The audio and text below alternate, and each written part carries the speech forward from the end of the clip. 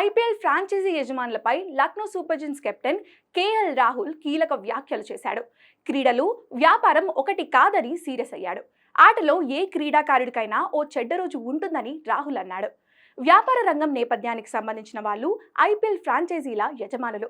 వాళ్ళు ఎంతో శోధించి జట్టును ఎంపిక చేస్తారు. అయితే దాంతో మీరు ప్రతి మ్యాచ్ గెలుస్తారని గ్యారెంటీ ఇవ్వలేము.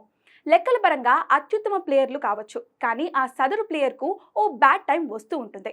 క్రీడల్లో ప్రతి ఆటగాడు చెడ్డ రోజుని కలిగి ఉంటాడు అని కేఎల్ రాహుల్ పేర్కొన్నాడు. అయితే ఐపీఎల్ 2024 సీజన్లో సన్ రైజర్స్ హైదరాబాద్ ఓటమి అనంతరం తన ఫ్రాంచైజీ ఓనర్ సంజీవ్ గోయాంకాతో జరిగిన సంఘటన గురించి రాహుల్ పరోక్షంగా మాట్లాడాడు. సన్ రైజర్స్ హైదరాబాద్ చేతిలో లక్నో ఘోర పరాజయం చవిచూడడంతో అందరి ముందే కేఎల్ రాహుల్ను సంజీవ్ గోయాంకా అవమానించిన సంగతి తెలిసిందే. దీనికి సంబంధించిన వీడియో కూడా వైరల్గా మారింది. ఇక అయితే తాజా వ్యాఖ్యలతో రాహుల్ లక్నో సూపర్ జైంట్స్కు గుడ్ బై చెప్తాడనే ఊహాగానాలు మొదలయ్యాయి. రాహుల్ లక్నోను విడిచి ఆర్సీబీకి వస్తాడని గత కొన్ని రోజులుగా వార్తలు చక్కర్లు కొడుతున్న విషయం తెలిసిందే. కాగా మరికొన్ని నెలల్లో ఐపీఎల్ మెగా వేలం జరగనుంది. ప్రతి జట్టు గరిష్టంగా 4 మాత్రమే రీటైన్ చేసుకునే అవకాశం ఉంటుంది.